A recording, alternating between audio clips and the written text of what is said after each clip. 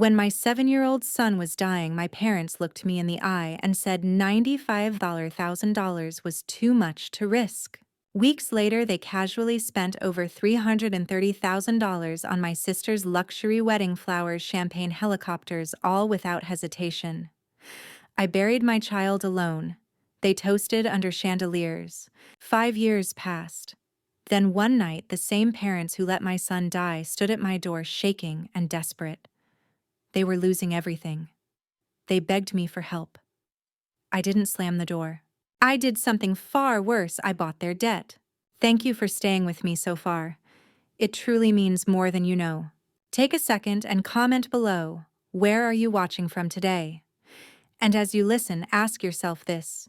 If your own family refused to save a child, then later came begging you for help, would you forgive them or walk away forever? A quick note, this story contains some fictionalized elements added for clarity and learning. Any resemblance to real names or locations is unintentional, but the message itself is 100% real. My name is Ebony. I am 34 years old, and today I am known as a ruthless crisis management consultant in Washington, D.C. People pay me millions to fix their reputations, but nobody knows that my own reputation was forged in the fire of the worst betrayal a mother could endure. It started 5 years ago in the sterile hallway of a hospital in Atlanta. My son Malik was fighting a rare form of leukemia. We had one option left: a specialized immunotherapy treatment that insurance refused to cover. The cost was $95,000. It was a lot of money, but for my parents, Bernard and Vivian, it was an amount they could write a check for without changing their lifestyle.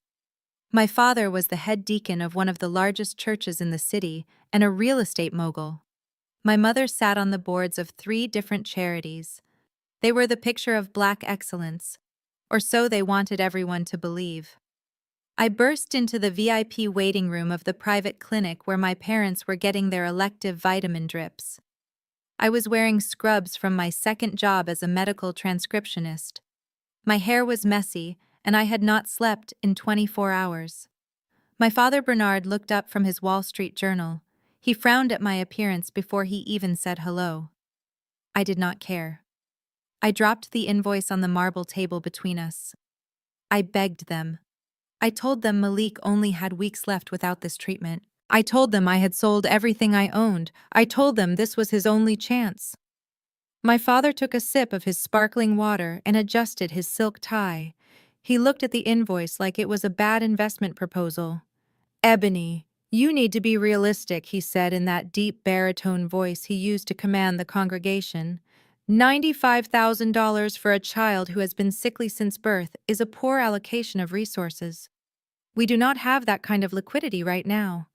All our capital is tied up in the new commercial development downtown and the trust funds.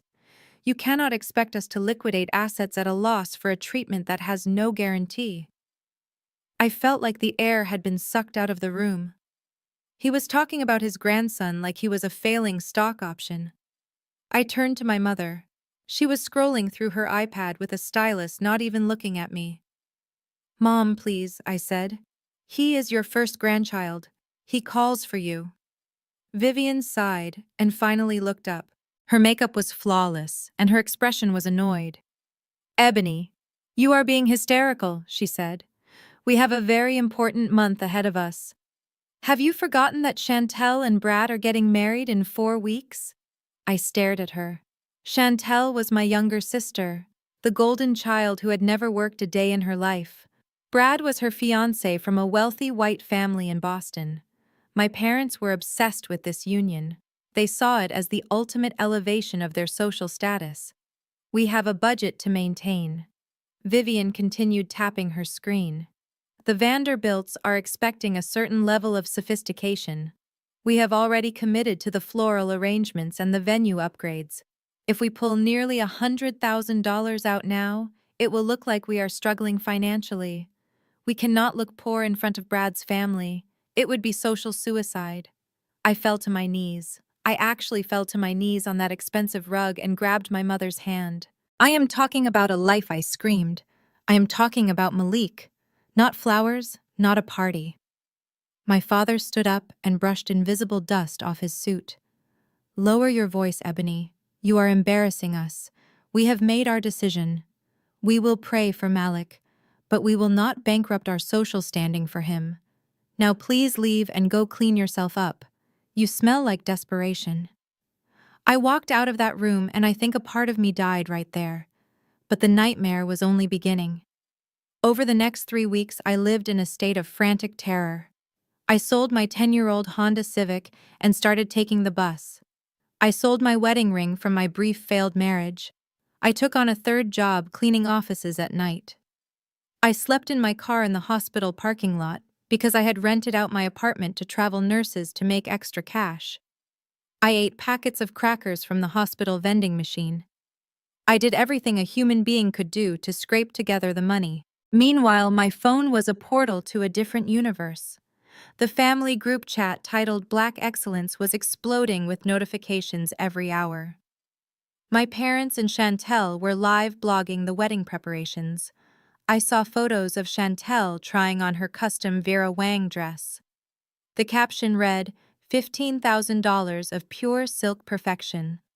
I saw the receipt for the helicopter rental that Brad wanted for the groomsmen entrance, $8,000 for a 10-minute ride.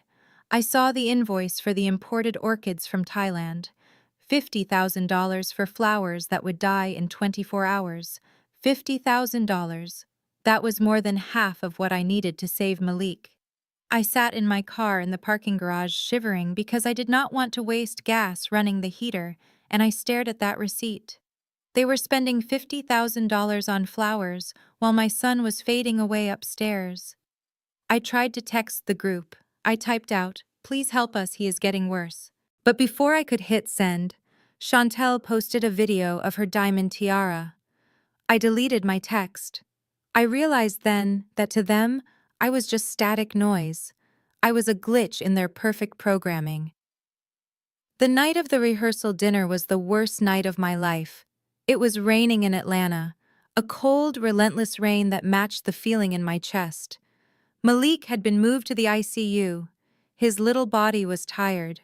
The doctors told me his organs were struggling. I sat by his bed holding his hand, which felt so small and fragile in mine. The machines were beeping that rhythmic, slow cadence that haunts me to this day. I needed my family. I knew they were monsters, but I was terrified and alone. I dialed Chantel on video call. I thought maybe if she saw him, maybe if she saw her nephew plugged into these tubes, she would wake up. She would tell Dad to write the check. Chantel answered on the third ring. The video quality was crystal clear. She was in a dimly lit restaurant surrounded by crystal glasses and laughter. She was wearing a white cocktail dress that probably cost more than my car. "Hey sis," she said, but she was not looking at the camera. She was checking her teeth in a compact mirror. "Make it quick, okay? Brad is about to give his toast and we are tasting the $500 bottles of wine Dad bought." "Chantel," I said, my voice cracking. "Malik is seizing. The doctors say this is it. If we do not do the treatment now, it will be too late. Please ask Dad. Please just ask him." Chantel frowned and adjusted her camera angle so the light hit her cheekbones better. "Ebony, stop it. Seriously, stop it. You are being so selfish right now. This is my wedding weekend. Do you have any idea how stressed I am? The seating chart is a disaster, and now you are calling me with this heavy energy." She took a sip of wine. "Look, Dad already said no. You need to accept God's will. Do not bring this negativity to my wedding. We are celebrating love here. Brad's parents are watching me right now and I cannot look upset. It ruins the aesthetic." I watched her face. It was beautiful and flawless and completely empty of humanity. "He is dying, Chantel," I whispered. "Well, everyone dies eventually," she said with a shrug. "Look, I have to go. Brad is standing up. Love you, bye." She hung up. The screen went black. And in that silence, the only sound was the monitor signaling that Malik's heart rate was dropping. I did not call anyone else. I sat there and held my son. I told him stories about the stars. I told him I loved him enough for the whole world. I sang his favorite song.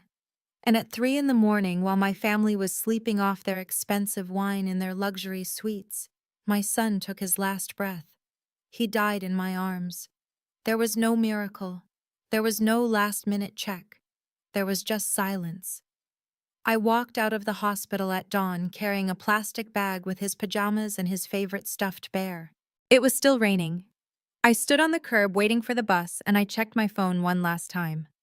My mother Vivian had posted a story on Instagram 5 minutes ago.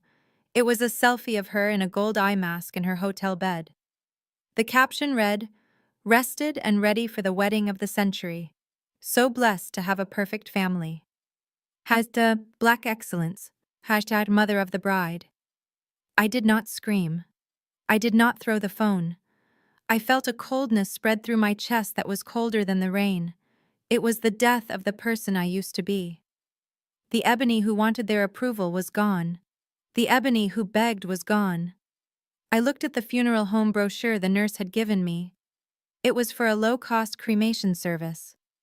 Then I looked at the wedding invitation I still had in my purse. The venue was the exclusive vineyard estate in Napa Valley. I made a vow right there on that wet pavement. They used the money that could have saved my son to buy their status. They traded his life for a party. I would let them have their party, but one day I would take everything they bought with that blood money. I would take their house, I would take their reputation, and I would leave them with nothing but the silence they left me with. I blocked their numbers. I did not tell them when the funeral was. I buried my son 2 days later in a small plot in a public cemetery. It was just me and the pastor. At the exact moment they were cutting the cake at the wedding, I was throwing the first handful of dirt onto my son's coffin. I imagined them laughing and dancing. I imagined my father giving a speech about family values. And as I drove away from the cemetery in a rental car, I started plotting. I knew I had to disappear to come back stronger. I packed one bag, I drove to the airport, and I left Atlanta without looking back. At 3:14 in the morning, the rhythmic beeping of the heart monitor changed into a singular high-pitched tone that will echo in my nightmares forever. There was no movie moment. There were no final words of wisdom. Malik simply exhaled a breath that did not return. His small chest stopped rising. The room felt suddenly vast and terrifyingly empty. I did not scream. I could not. I just pulled the thin hospital blanket up to his chin and kissed his forehead, which was already cooling. The nurse came in silently and turned off the machine. She looked at me with tears in her eyes, but she knew there was nothing to say. I was holding the body of my 7-year-old son, and I was the only person in the world who knew he was gone. I needed to tell someone. I needed my father. Despite everything, despite the rejection and the coldness, a part of me still believed that death would change things. Surely the death of his first grandchild would break through the facade. Surely this would stop the wedding. I picked up my phone with trembling hands. My fingers were so cold I had to press the screen twice to unlock it. I dialed my father Bernard. It rang 4 times. I pictured him in his silk pajamas, maybe sleeping, maybe praying. But when he answered, there was background noise, clinking glasses, low laughter, the sound of a celebration winding down. "Hello," he answered, his voice sounding annoyed rather than sleepy. "Who is this calling at this hour?" "Dad," I whispered. "It is Ebony. Malik. He is gone." There was a pause. I waited for the gasp. I waited for the sob. I waited for him to say he was coming home immediately. Instead, I heard him cover the phone slightly. The background noise muffled, but I could still hear the jovial tone of men bonding over expensive scotch. Then he came back on the line, his voice a harsh whisper. "Hush, Ebony. Keep your voice down. I am at the golf course clubhouse with Brad's father right now. We are finishing our drinks." "Did you hear me?" I said, my voice breaking. "Malik is dead. He died alone." "I heard you, Ebony," he hissed. "And there is no need to be dramatic. The Lord gives and the Lord takes away. If he is gone, then God has called him home. It is done. There is nothing we can do about it now, is there? I stared at the wall, unable to process his words. He was talking about his grandson, like he was a business deal that had fallen through. Listen to me closely, Ebony, he continued, and his tone shifted from annoyed to commanding. You handle the arrangements. Call the funeral home. Do what needs to be done. But do not make a scene. Do you understand me? Do not call your mother right now, she needs her beauty sleep for the ceremony tomorrow. And do not let the Vanderbilts find out. We cannot have a tragedy overshadowing your sister's joy. We do not want them to think our family is cursed with misfortune. Keep this quiet until after the honeymoon. He hung up. The line went dead. I looked at the phone in my hand. He was worried about the Vanderbilts. He was worried about the atmosphere of the wedding. He was drinking scotch at a golf resort while I was sitting next to the corpse of his grandson. The final thread of my attachment to them did not just break it, incinerated. I put the phone down on the bedside table next to Malik's glasses. I stood up and walked to the window, looking out at the rainy Atlanta skyline. I was an orphan now. Not legally, but spiritually.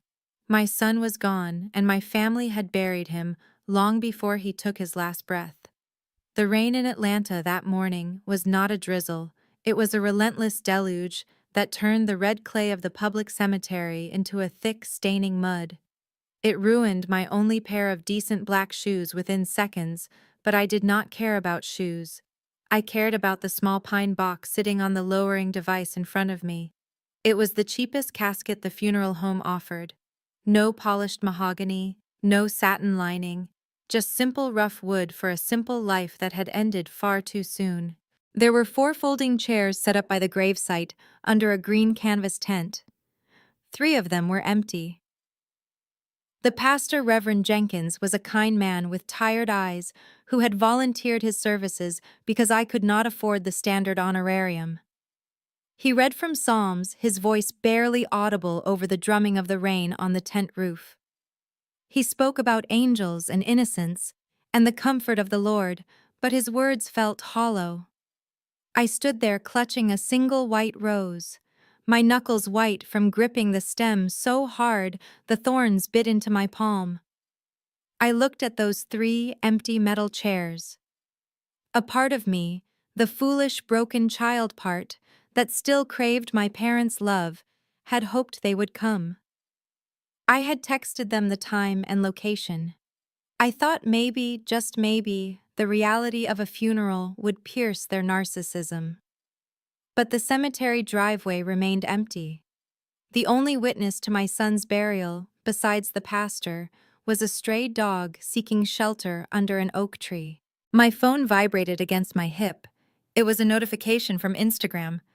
I should not have looked. I should have thrown the device into the mud. But I pulled it out, my hands shaking from the damp cold. It was a story update from my mother, Vivian. I tapped the screen, and suddenly the gray, miserable world of the cemetery was replaced by the blinding golden sunlight of Napa Valley. The video showed my mother and Chantel standing on a limestone balcony overlooking endless rows of lush vineyards. They were wearing matching silk robes. Chantel's said bride in silver glitter, and my mother's said mother of the bride in gold. They were holding crystal flutes of champagne that sparkled in the California sun. My mother threw her head back and laughed, a sound that used to make me feel safe, but now sounded like breaking glass. Then she looked into the camera, her face glowing from a fresh chemical peel and professional makeup. She yelled, "We are finally here, ready for the most important day of my life."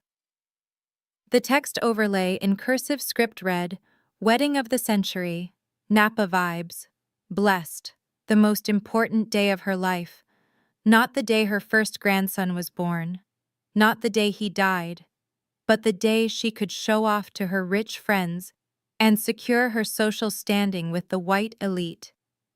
I looked from the glowing screen of my phone to the muddy hole in the ground where my son was about to be buried. The contrast did not just break my heart, it pulverized it.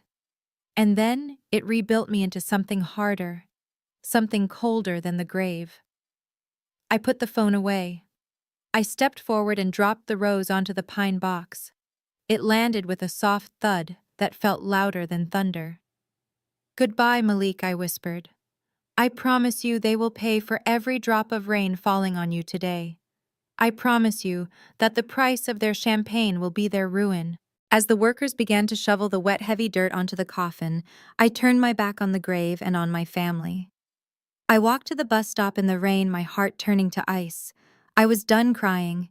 It was time to get to work. I drove my rental car to the edge of the Vineyard Estate in Napa Valley and parked on a service road. I was not on the guest list. My mother had made it clear weeks ago that my presence would bring down the mood because I was too gloomy, too heavy. So I walked through the rows of grapes until I had a clear view of the main lawn. It was like looking into a different dimension.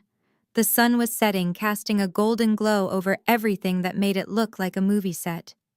The air smelled of expensive perfume and roasted meat. Then I heard the chopping sound of rotor blades. A white helicopter descended from the sky, hovering just above the ceremony site. Thousands of white rose petals rained down from it, covering the guests in a blizzard of fragrant snow. I did the math in my head instantly. That stunt cost $8,000. That was 2 months of chemotherapy. That was pain relief for a dying child. I watched as my sister Chantel walked down the aisle, treading on those expensive petals like they were nothing. I moved closer, hiding behind a large oak tree near the reception tent. A waiter was pouring a champagne tower that seemed to reach the ceiling. It was gold and bubbling and endless. The guests were laughing, holding crystal flutes. And there, in the center of it all, was Brad the groom. He was standing with his groomsmen, holding a cigar and looking bored. I crept closer until I could hear their voices. One of his friends, a tall blonde man, gestured toward my father Bernard, who was frantically directing the waiters. "Your in-laws really went all out, didn't they?" The friend laughed. "This is a bit much even for us." Brad took a drag of his cigar and exhaled slowly. "It is pathetic, honestly. They try so hard. It is so clearly new money desperate to look old money. I mean, look at them. They are practically serving the drinks themselves. But hey, at least they know how to spend. If they want to blow their retirement to impress my dad, who am I to stop them?" I looked at my parents. My father, the dignified church deacon, was rushing around refilling glasses, sweating in his tuxedo. My mother, Vivian, was fanning Brad's mother, laughing too loud at everything she said, looking desperate for approval. They were not honored guests at their daughter's wedding. They were servants paying for the privilege of being tolerated. They had let my son die for this. They had sacrificed their own flesh and blood to impress a man who thought they were pathetic. I felt the final pieces of my heart turn into stone. There was no sadness left. There was only a cold, hard clarity. I took one last look at the champagne tower, the roses, the fake smiles. I turned around and walked back through the dirt to my rental car. They wanted to buy status. I would make sure they paid the full price. I stood there in the mud outside the gilded gates of the Vineyard Estate. The rain was washing away the expensive makeup I had put on for a funeral that no one attended. In my left hand, I held a piece of paper that was damp and crumbling at the edges. It was the preliminary death certificate the hospital administrator had handed me hours ago. It listed my son's name, Malik. It listed his age, 7. And it listed the cause of death, which was a medical way of saying his body simply gave up because we could not afford to fight anymore. It was a cheap piece of printer paper. It was the sum total of my son's existence in the eyes of the world. In my right hand, I held something heavy and stiff. It was a menu card I had snatched from a waiter's tray near the service entrance. It was thick cardstock embossed with gold leaf. The calligraphy was elegant and swirling. It listed the courses for the evening: truffle risotto, wagyu beef, lobster thermidor with 24-karat gold dust. I looked at the price of the wine listed at the bottom: $500 a bottle. My parents were feeding their guests gold dust, while my son's body was lying in a cold room in Atlanta, waiting for a cremation I had to put on a credit card. The injustice of it did not make me cry. I was done crying. Crying was for people who still had hope that the world was fair. Crying was for people who believed that parents loved their children. I looked at the golden menu, and I saw it for what it really was. It was a receipt. It was the receipt for the transaction my parents had made. They had traded $95,000 worth of life-saving medicine for a night of lobster and gold dust. They had bartered my son's breath for the approval of a family that laughed at them behind their backs. I put the death certificate carefully into my pocket next to my heart. Then I took the gold menu in both hands. The paper was so thick it was hard to tear. I had to use all my strength. I ripped it down the middle, right through the lobster and the wagyu. I ripped it again and again until it was nothing but glittering confetti. I let the pieces fall from my hands into the mud. They looked like dirty snow. "You want prestige?" I whispered to the glowing tent in the distance. "You want to be seen as powerful. You want to be the envy of everyone. Fine. I will let you have it. I will let you build your tower of lies as high as it can go. I will let you think you have won. And then when you are standing at the very top, thinking you are untouchable, I will be the one to kick the foundation out from under you." They used the money that could have saved my son to buy their reputation. So I would use that very reputation to bury them. I would become the thing they feared most. Someone with nothing left to lose and everything to prove. I turned my back on the lights and the music. I walked back to my cheap rental car, my shoes ruined, my hair plastered to my skull. I did not look back. The Ebony who begged for help was dead. The woman who got into that car was a stranger, and she was going to burn their world down. I sat in the driver's seat of that rental car with the engine idling. The rain had finally stopped, but the windshield was still streaked with mud. I pulled out my phone one last time. The notifications were still piling up. My mother was posting photos of the wedding reception. My father was tagged in videos of the electric slide. Chantel was live streaming her first dance. They looked so happy. They looked relieved. The problem child was gone and the sick grandchild was buried. They were free. I opened my contacts list. I scrolled to the name Dad. My thumb hovered over the block contact button. I remembered him teaching me to ride a bike. I remembered him reading me Bible stories. Then I remembered him whispering about golf while I held my dead son. I pressed block. Next was Mom. I remembered her perfume. I remembered her braiding my hair. Then I remembered her gold eye mask and her refusal to look at me in the hospital. Block. Finally, Chantel. My baby sister. The one I used to protect from bullies. The one who told me my dying son was ruining her aesthetic. Block. It was done. I did not send a goodbye text. I did not leave a note. You do not leave notes for people who do not care if you exist. I drove to the airport and returned the car. I bought a one-way ticket to Washington, D.C. on the next available flight. I had $400 to my name and a suitcase full of grief. I chose D.C. because it is a city of sharks. It is a city where power is the only currency that matters. And I needed to learn how to be a shark. I found a basement apartment in a neighborhood that gentrification had forgotten. It smelled of mildew and old frying oil. The windows were barred and the heating rattled like a dying engine. It was a far cry from the manicured lawns of my childhood in Atlanta. But it was mine. It was a place where no one knew my name. No one knew I was the daughter of the great Deacon Bernard. No one knew I was the mother of a dead child. I was just a woman in a gray suit, trying to survive. I started from the bottom. I got a job answering phones at a boutique PR firm that handled scandals for politicians. I was the first one in the office at 6 in the morning and the last one to leave at midnight. I fetched coffee. I shredded documents. And I listened. I watched how the rich and powerful cleaned up their messes. I learned how to spin a narrative. I learned how to bury a story and how to dig one up. I studied their arrogance. I memorized their weaknesses. Every time I wanted to quit, every time I felt the crushing weight of loneliness, I looked at the only photo of Malik I kept on my desk. He was smiling in the picture wearing his favorite superhero pajamas. I would touch the glass and whisper, "I am coming for them, baby. Just wait." I turned my grief into fuel. I turned my pain into ambition. I stopped being Ebony the victim. I became Ebony the fixer.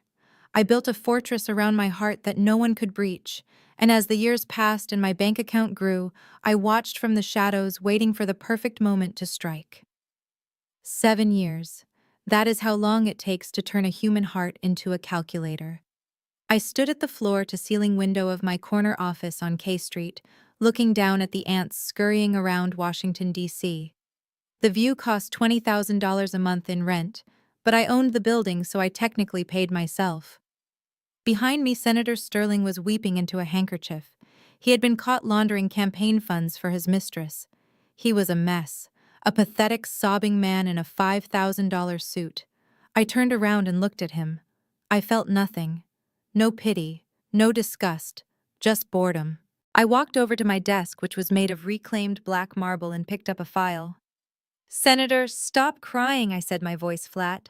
"Crying does not fix the headlines. Money fixes the headlines. Transfer the retainer fee by noon, and the story disappears. If you are 1 minute late, I let the Times run the story." He looked at me with terror in his eyes. He nodded frantically and scrambled out of my office like a frightened dog. That was my life now. I was the person the powerful called when they had blood on their hands. They called me the Iron Lady of D.C. They whispered that I had ice water in my veins. They were right. The old Ebony, the woman who begged her parents for money in a hospital waiting room, died 7 years ago in the rain. In her place stood a woman worth $10 million. I wore bespoke suits that cost more than my sister's wedding dress. I drove a Porsche that I bought with cash. But unlike my parents, I did not flash my wealth. My wealth was a weapon, not a costume. I kept my life hermetically sealed. No social media, no family photos, no friends, just clients and targets. My parents and sister thought I was destitute. They thought I was some bitter, failed secretary living in a basement somewhere. I let them believe it. Silence was my greatest advantage. I sat down in my leather chair and unlocked my private laptop. It was time for my daily ritual. I did not check the stock market. I did not check the news. I opened the folder marked Family. I had a private investigator on retainer just to watch them. I watched their slow, agonizing decline like it was my favorite TV show. And today the report on my screen made me smile for the first time in months. The trap was finally set.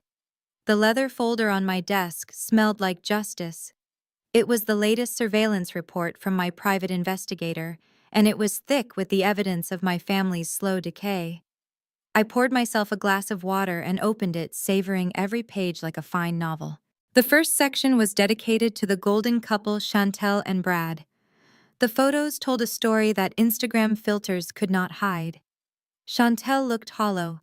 Her eyes were dull and she had lost too much weight. The report detailed her spending habits, which were manic and terrifying. She was burning through credit cards, buying designer handbags and shoes she never wore just to feel something other than misery. Her marriage was a joke. Brad was not just cheating, he was doing it with an arrogance that was breathtaking. There were photos of him at the Four Seasons with a woman who looked exactly like Chantel used to look before the soul was sucked out of her. The investigator noted that Brad openly mocked my family at his country club. He called my father the butler and my mother the court jester. He told his friends that marrying Chantel was like adopting a rescue dog because her family was so desperate for his pedigree. Chantel knew about the affairs. The report confirmed she had found receipts and hotel keys. But she stayed. She stayed because she had no skills, no job, and no identity outside of being Mrs. Bradley Vanderbilt. She was trapped in the gilded cage she had built on my son's grave. Then I turned the page to my parents. Bernard and Vivian, the pillars of the community. The financial analysis was a sea of red ink. It turns out that maintaining the illusion of black excellence is expensive when you have no actual liquidity. They had taken out a third mortgage on the family estate to pay for the wedding that happened 7 years ago. They never paid it off. They just kept refinancing, hoping for a miracle. My father had become desperate. He had invested the last of his retirement fund into a real estate development project that turned out to be a Ponzi scheme. He lost everything. The report stated that they were currently surviving on credit cards and payday loans. My mother had been quietly asked to step down from the Botanical Garden Board because her annual dues check had bounced. Twice. The shame must be eating her alive. They were drowning. They were living in a house of cards that was trembling in the wind. And the specific number at the bottom of the summary made my heart stop. It was the amount of immediate debt they needed to clear to avoid a forensic audit of my father's church accounts. He had been borrowing from the collection plate to pay the mortgage. If he did not replace the money within 2 weeks, he would be arrested for embezzlement. The amount he needed was $95,000. The universe has a twisted sense of humor. It was the exact same amount, down to the dollar. The price of my son's life was now the price of my father's freedom. They were cornered rats. They were terrified and broke and staring into the abyss of total social humiliation. They needed a miracle. They needed $95,000. When my 7-year-old son was dying, my parents looked me in the eye and said $95,000 was too much to risk. Weeks later, they casually spent over $330,000 on my sister's luxury wedding flowers, champagne helicopters, all without hesitation. I buried my child alone. They toasted under chandeliers. 5 years passed. Then one night, the same parents who let my son die stood at my door shaking and desperate. They were losing everything. They begged me for help. I didn't slam the door. I did something far worse. I bought their debt. Thank you for staying with me so far. It truly means more than you know. Take a second and comment below. Where are you watching from today? And as you listen, ask yourself this. If your own family refused to save a child, then later came begging you for help, would you forgive them or walk away forever? A quick note, this story contains some fictionalized elements added for clarity and learning. Any resemblance to real names or locations is unintentional, but the message itself is 100% real. I closed the folder and looked out at the city. I picked up my phone. It was time to make sure they knew exactly where to find their miracle. The email from my private investigator arrived at 2 in the afternoon. The subject line was simply, "It is done." I opened the attachment and listened to the audio recording he had obtained through a bug planted in my father's home office. The audio quality was grainy, but the panic in my father's voice was crystal clear. It was the sound of a man watching his own execution. Bernard was arguing with his personal accountant. The forensic audit of the Greater Hope Baptist Church was scheduled for Monday morning. For years, my father had been skimming from the building fund to pay the interest on the loans that kept their lavish lifestyle afloat. He thought he could put it back before anyone noticed. He was wrong. The new treasurer was meticulous, and he had found the discrepancy. I listened as the accountant laid out the reality. "Mr. Vance," he said, his voice shaking, "you are facing 20 years in federal prison for embezzlement and fraud. The church board is willing to settle this quietly to avoid a scandal, but only if full restitution is made by Friday at 5 o'clock. If the money is not in the account, they are calling the FBI." My mother Vivian was in the background. I could hear her hyperventilating. "How much, Bernard?" she screamed. "How much do we need to stay out of jail?" The accountant cleared his throat. "The total amount missing, including interest and penalties, is exactly $95,000. I froze. I actually stopped breathing for a moment. $95,000. The universe does not just provide justice, it provides poetry.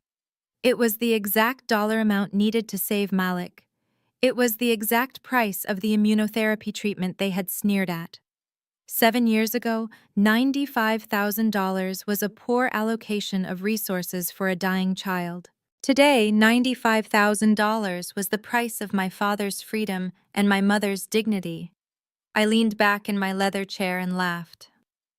It was a cold, dark sound that bounced off the glass walls of my office. They were trapped. They could not ask Brad for the money, because admitting they were broke thieves would destroy the marriage they had sacrificed everything for. They could not go to the bank because their credit was ruined. They had no assets left to sell that were not already leveraged to the hilt. They were staring down the barrel of total annihilation. They would be paraded on the evening news not as pillars of the community, but as common criminals who stole from God. And they had 48 hours to find a miracle. I knew what would happen next. I knew it as surely as I knew the sun would set. They would exhaust every option. They would beg and borrow from friends who would turn them away. And then when they were desperate enough, when the clock was ticking down to their destruction, they would remember me. They would remember the daughter they discarded. They would think I was still the soft-hearted fool who just wanted to be loved. They would think they could manipulate me one last time. I stared at the phone waiting. I was ready to answer. The knock on the door came at exactly 7 in the evening on Thursday, just as I knew it would. I was sitting on the lumpy beige sofa in the basement apartment I had rented solely for this moment. It was my stage and tonight was opening night. I had dressed the part. I wore faded jeans and a pill-covered gray sweater that had seen better days. I had washed off my makeup and tied my hair back in a messy bun. The air smelled of stale coffee and old carpet, a scent I had carefully curated to mask the smell of my actual success. I opened the door. My parents, Bernard and Vivian, stood there huddled under a shared umbrella against the drizzle. They looked out of place in this neighborhood like peacocks lost in a landfill. My mother was clutching her Chanel bag so tight her knuckles were white. My father looked pale and sweaty, his eyes darting around the street. "Ebony," my mother said, her voice tight. "Are you going to let us in, or are we going to stand here in the filth all night?" I stepped aside. They walked into the apartment and immediately recoiled.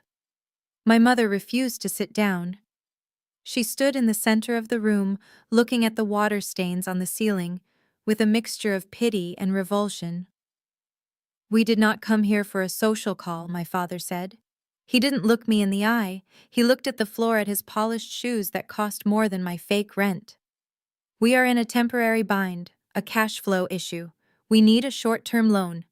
I leaned against the kitchen counter, crossing my arms to hide the trembling of my hands, not from fear, but from the adrenaline of the hunt. "How much do you need?" My father cleared his throat. $95,000. I had to bite the inside of my cheek until I tasted copper to keep a straight face. The universe does not just provide justice, it provides poetry. They stood in my squalid apartment, thinking they were lowering themselves to ask a peasant for help, and they asked for the exact price of my son's life. $95,000, I repeated slowly. That is almost everything I have." My mother stepped forward, her heels clicking sharply on the linoleum. "Ebony, do not be dramatic. We heard you won a small lottery scratch-off a few months ago. That is free money. It is not like you earned it. And look around you." She gestured disdainfully at the peeling wallpaper. "You have been living in this hovel for 7 years. You have no expenses, no husband, no child to support anymore. What else could you possibly need money for?" The mention of my child used as a justification for why I should have spare cash hung in the air like poison. It took every ounce of my training as a crisis manager not to throw them out right then. But I had a plan. "I was saving it," I whispered, lowering my head to play the victim. "I wanted to buy a small house, maybe start over." My father let out a short, dismissive laugh. "A house, you Ebony! A house requires responsibility. We are offering you something much more valuable. We are offering you redemption. If you give us this money, we will consider it a down payment on your return to the family. We might even invite you to Thanksgiving this year." They looked at me with pure predatory relief. They didn't see a daughter. They saw a piggy bank they could smash. I want to help," I lied. "But I cannot write a personal check tonight. My funds are tied up in a fixed-term certificate of deposit. If I withdraw it now, I lose the interest, but it matures tomorrow morning. We do not have time for banking bureaucracy, my father snapped, panic flaring in his eyes. The auditors are coming on Monday.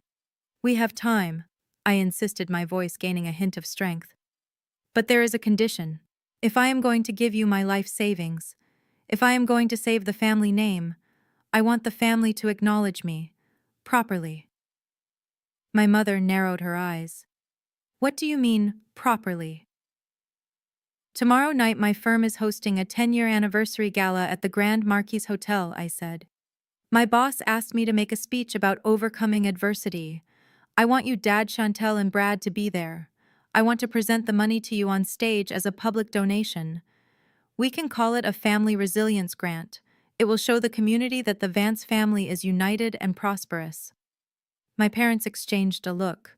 I saw the gears turning. They communicated in a silent language of narcissism. They saw a way out of jail, but more than that, they saw a photo opportunity. A chance to spin the narrative and look like philanthropists instead of beggars. Fine, my father said, smoothing his suit jacket. We will be there. But make sure it is tasteful, Ebony. We do not want to be associated with some low-budget office party. It will be very tasteful, I promised. I will have a table reserved right in the front row. Good, my mother said. Wear something decent, and do not make us wait for the check. They turned and walked out, leaving the door open behind them. They did not say thank you. They walked away, assuming they had bullied me into submission. They had no idea they had just RSVP'd to their own destruction. I waited until the taillights of their Mercedes disappeared. Then I stripped off the cheap sweater and threw it directly into the trash. I walked to the bathroom and scrubbed the victim off my face, replacing it with my armor-sharp eyeliner dark lipstick, the face of the woman who owned this city. I picked up my encrypted work phone and dialed my executive assistant, Marcus. We are a go, I said. My voice was no longer the trembling whisper of a broken daughter. It was the voice that made senators sweat. Initiate protocol, red wedding. Understood. Marcus said, his voice crisp. I have the preliminary guest list ready. Expand it, I ordered, walking over to my desk. I want every major media outlet in D.C. there. The Washington Post, the city paper, even the gossip blogs. Tell them there is going to be a major announcement regarding the Vance family and a significant charitable contribution. Use the phrase generational wealth and philanthropy. They eat that up. Frame it as a story about Black excellence. My parents will love that headline until they realize what it actually means. Done, Marcus said. I can hear him typing furiously in the background. What about the VIPs? I want the entire board of deacons from Greater Hope Baptist Church, I said. Tell them Bernard has a special surprise presentation regarding the missing funds in the building account. Tell them he has found a donor. That will ensure they show up early. And invite the senior partners from the Vanderbilt Hotel Group. Tell them Brad is being honored for his community service. They need to see exactly who they are in business with. I hung up and sat down at my desk. It was time to load the gun. I opened my laptop and launched the presentation software. This was not going to be a standard quarterly report. This was going to be a public autopsy. I started scanning the documents I had kept safe for 7 years. First, the invoice from Atlanta General Hospital. I scanned it in high resolution. Patient Malik Vance. Status critical. Treatment immunotherapy. Amount due, $95,000. I placed it on the first slide. I made the font red. I made it big enough to be read from the back of a ballroom.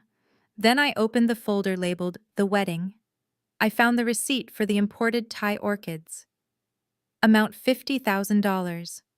Date, the day Malik went into a coma. I placed it right next to the hospital bill. The contrast was nauseating. It was perfect. I added the photos. Malik in his hospital bed hooked up to machines, his skin pale, his eyes dark with pain. Next to it, I placed a photo of Chantel laughing under a helicopter, raining rose petals, her head thrown back in ecstasy. The visual language of neglect versus excess. I added the text messages. My mother's message telling me not to ruin the aesthetic with my grief. My father's message telling me to keep the death quiet so we did not embarrass the in-laws. I arranged them chronologically. A timeline of cruelty. I saved the file as the cost of excellence. It was a masterclass in humiliation. I looked at the screen. The blue light reflected in my eyes. I was not just preparing a speech. I was preparing a slaughter. They wanted a show. They wanted the world to see how wonderful they were. I was going to give them the biggest audience of their lives. And then I was going to turn on the lights and show everyone the monsters hiding in the dark. I closed the laptop. The silence in my penthouse was heavy. Tomorrow night the noise would be deafening. Tomorrow night they would learn that you cannot buy dignity when you have paid for it with a child's blood. I went to the window and looked out at the city lights. Sleep well, mother and father. Enjoy your last night of peace, because tomorrow I am bringing the storm. The phone on my desk buzzed at 10 in the morning. It was Chantel. She did not ask how I was doing. She did not apologize for the 7 years of silence. She simply launched into a demand as if I were still her personal assistant from our childhood. Ebony, she said, her voice tinny and entitled. Mom says we have to go to this little party of yours at the Grand Marquis tonight. If I am going to be seen in public supporting you, I cannot wear rags. I need a dress. A real dress. Not something off the rack. I leaned back in my chair and swirled the ice in my water glass. I expected this. Chantel was nothing if not predictable. Her closet was full of designer clothes she could not afford, but she always wanted more.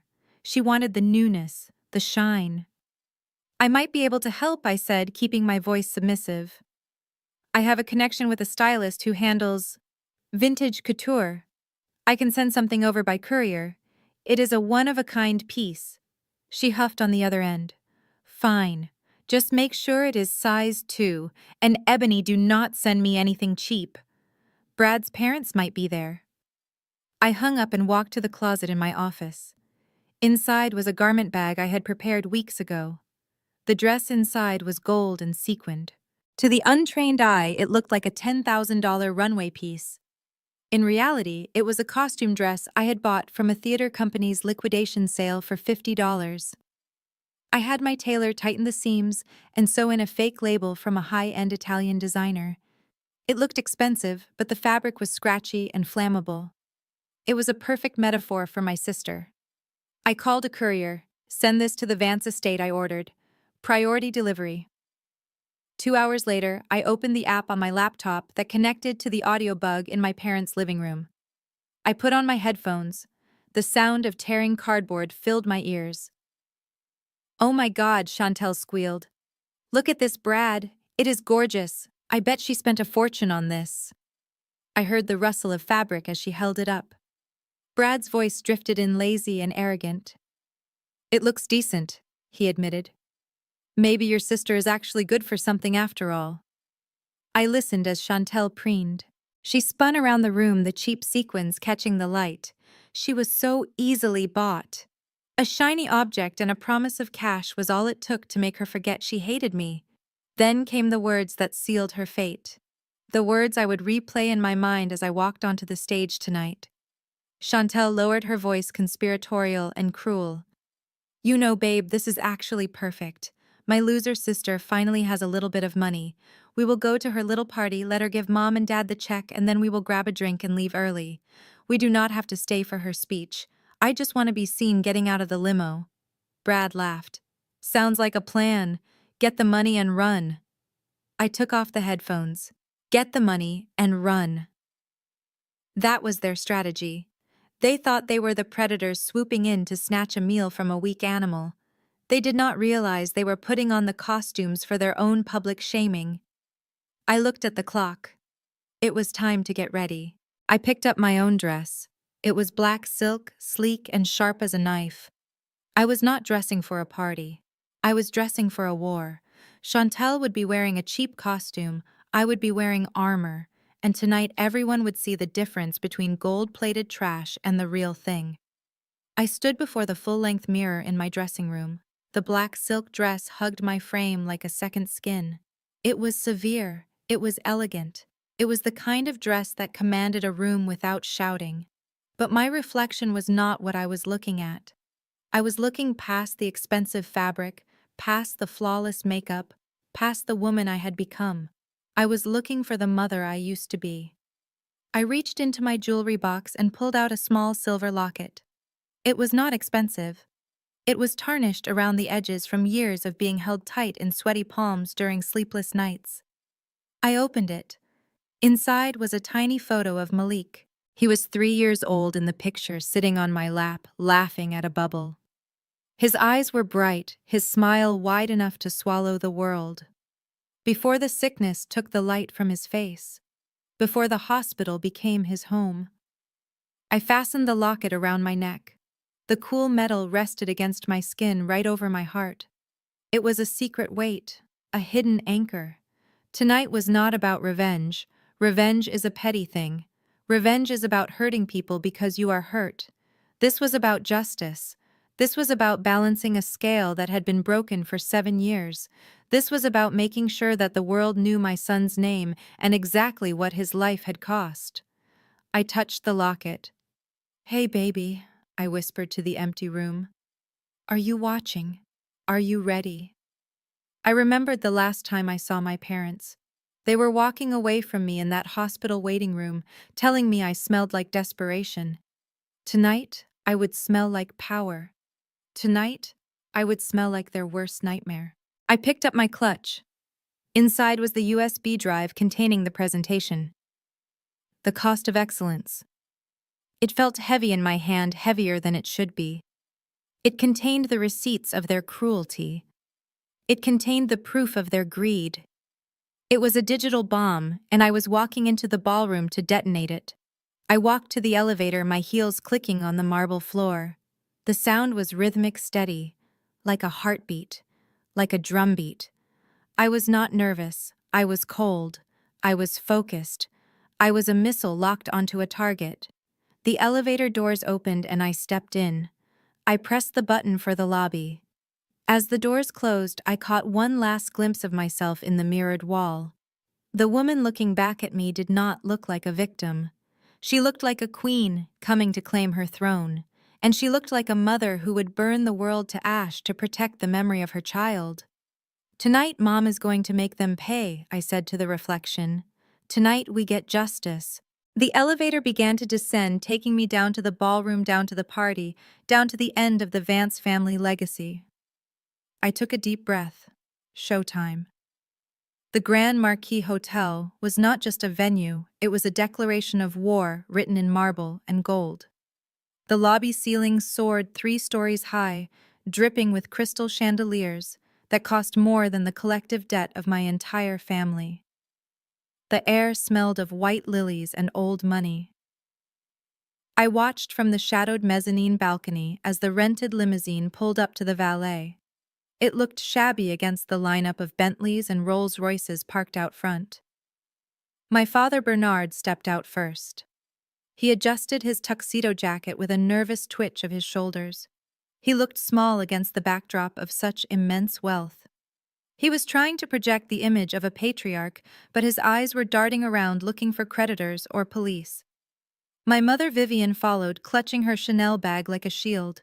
She scanned the room, assessing the net worth of every guest she passed. Then came Chantel.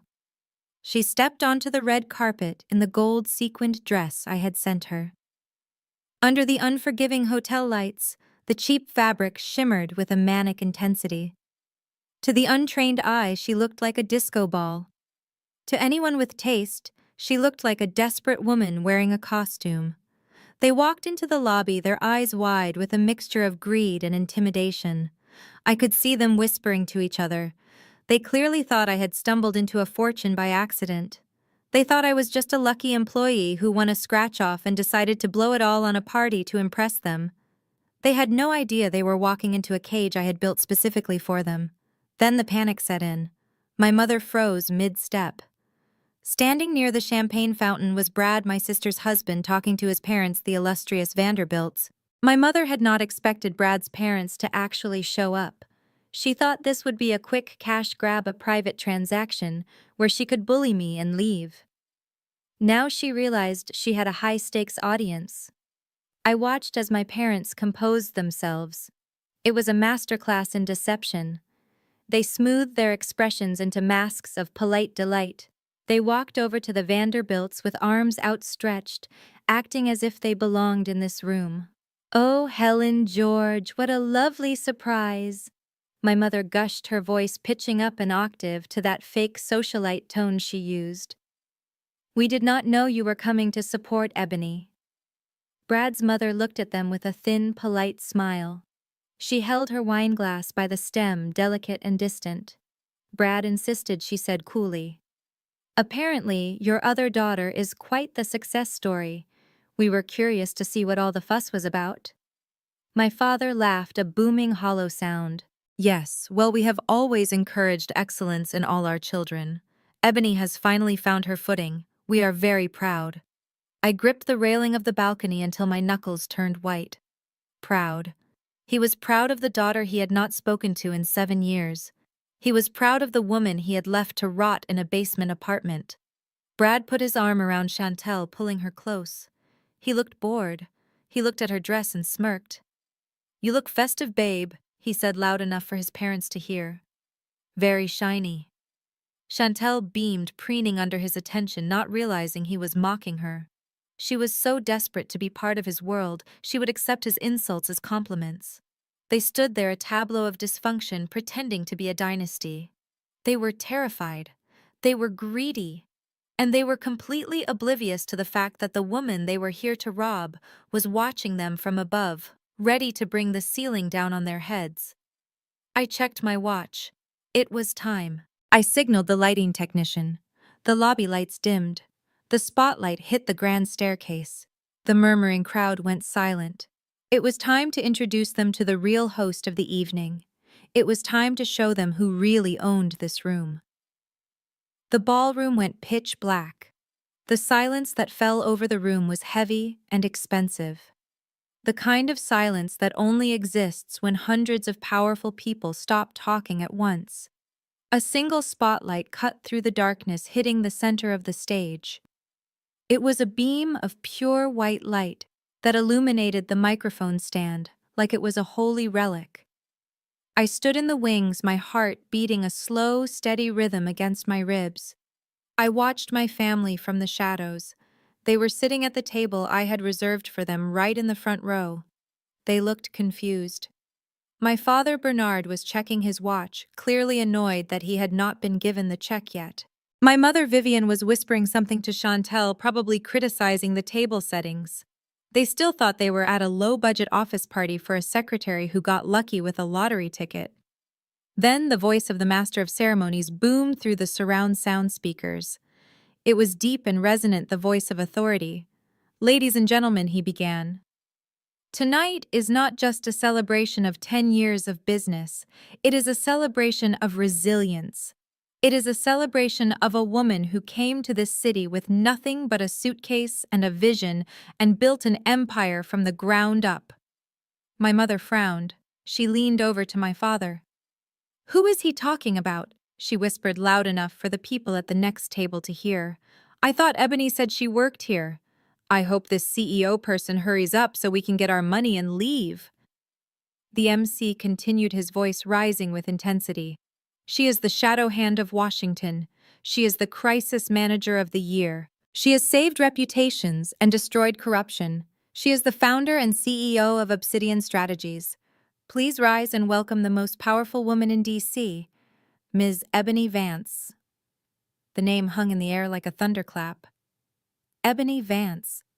Not Ebony the failure. Not Ebony the disappointment. Ebony the CEO. I saw the exact moment the words hit my parents. My father froze, his hand halfway to his wineglass. My mother's jaw literally dropped, her mouth forming a perfect O of shock. Chantel choked on her drink, coughing violently into a napkin. They looked at each other in panic. They looked at the stage. They looked for the mistake. And then the music swelled. It was a deep, bass-heavy track that vibrated in the floorboards. I stepped out of the shadows and into the spotlight. I was not wearing the off-the-rack suit they expected. I was wearing a custom haute couture gown that cost $20,000. It was structural black silk with a high neck and sharp architectural shoulders that made me look like a warrior queen. The back was open, revealing the scars of my struggle and the strength of my spine. It was a dress that said, "I do not need your approval, I own the building." My hair was slicked back, severe and chic. My makeup was flawless. I wore no jewelry except for the cheap silver locket holding Malik's picture. It was the only thing on me that was priceless. I walked to the center of the stage. I did not rush. I walked with the slow, predatory grace of a woman who knows she is the apex predator in the room. The applause was deafening. The flashbulbs from the press pit exploded like fireworks, blinding and relentless. I looked down at the front row. I locked eyes with my mother. She was staring at me as if I were a ghost. She was looking at the dress. She was looking at the way the room worshipped me. She was realizing that the daughter she had thrown away was the woman everyone else in the room wanted to be. I saw her look down at her own outfit, which suddenly looked dated and tacky. I saw her look at Chantel, who was shrinking in her seat, trying to hide the cheap sequins of the costume dress I had sent her. I gripped the microphone. I let the applause wash over me for a long moment. I let my family sit in their confusion and their fear. They were small. They were so small. From up here on the stage, they looked like insects trapped in a jar. And I was holding the magnifying glass. "Thank you," I said. My voice was amplified, crisp and clear, filling every corner of the ballroom. "Thank you all for coming. Tonight is a night of truth, and I have some very special guests I would like to introduce." My father started to stand up, a reflex of his ego, assuming I was about to praise him. But he stopped when he saw the look in my eyes. It was not love. It was not gratitude. It was the cold, dead stare of a judge delivering a death sentence. He sank back into his chair. The trap was sprung. The cage door was locked, and there was nowhere left to run.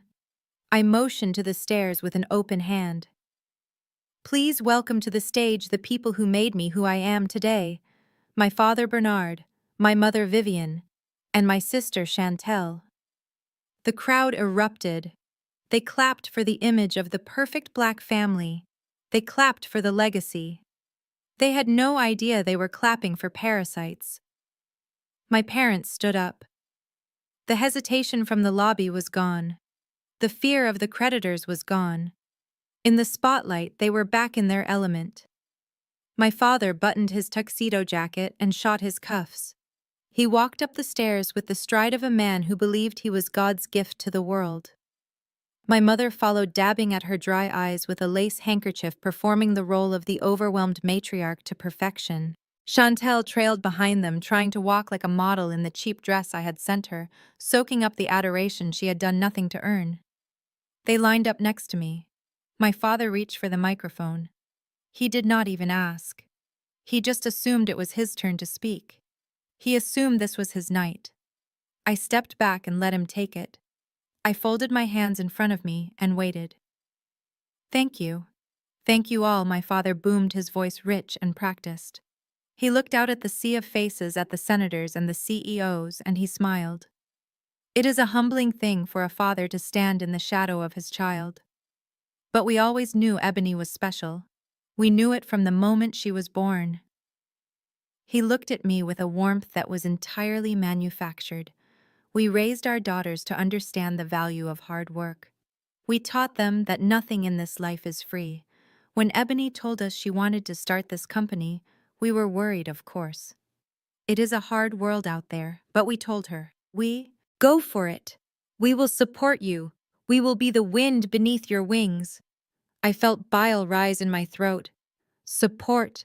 The wind beneath my wings. He had called me a leech.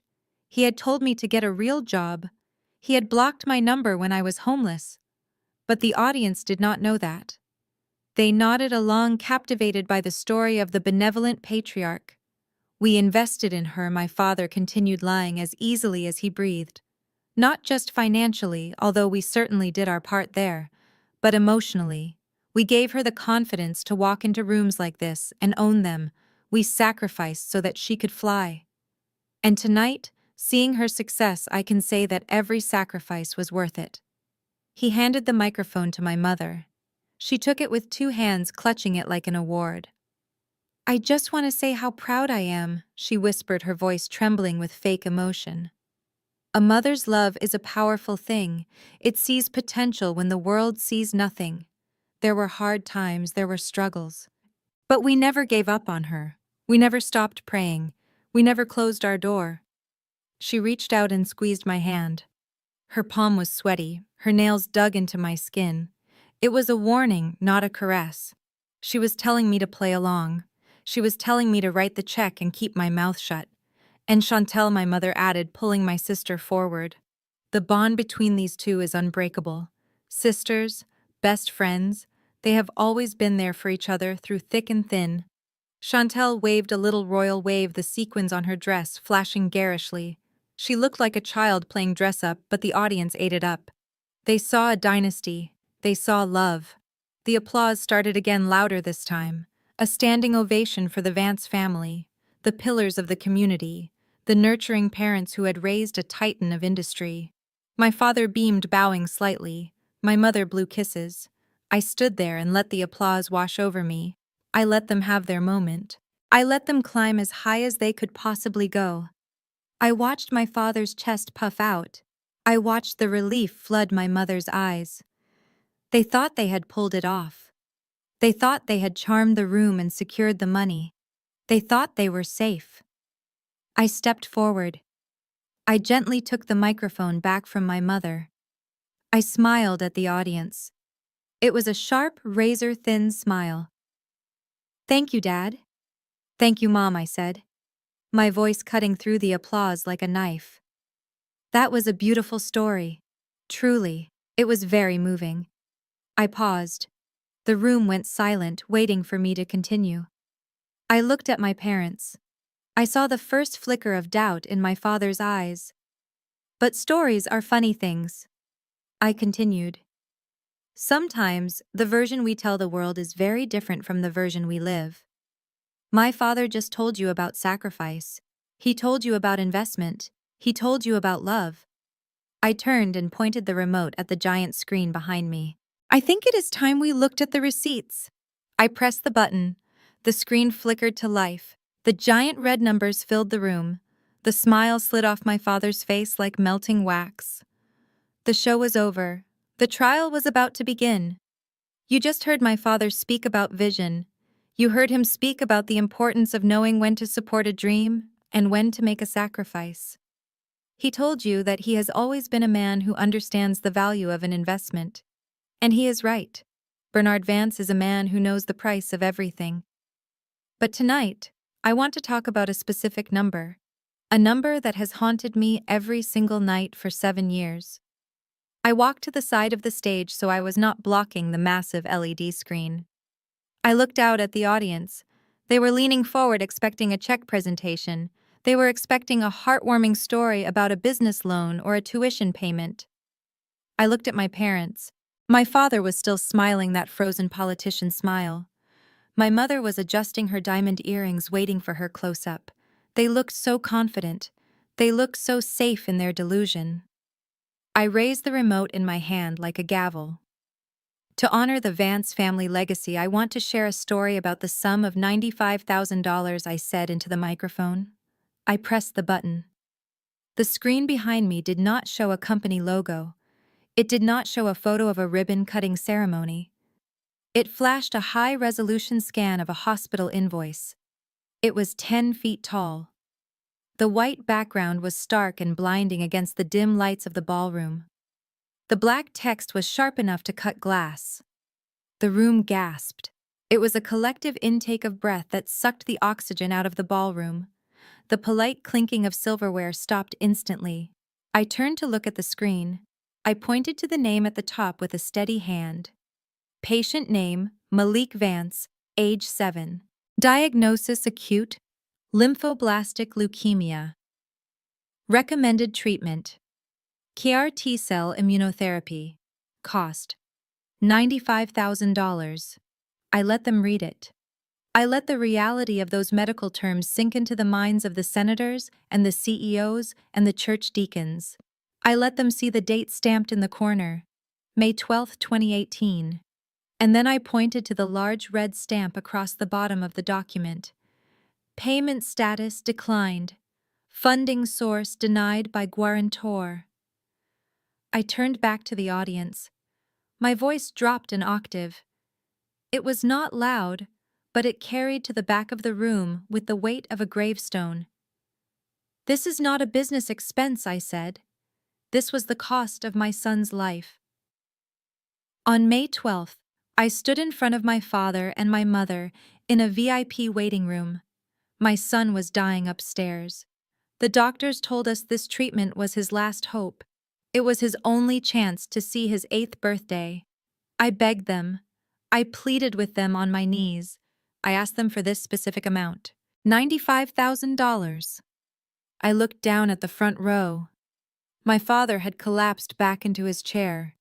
His skin had turned a sickly shade of gray. His mouth was opening and closing, but no sound was coming out. He looked like a fish dying on a dock.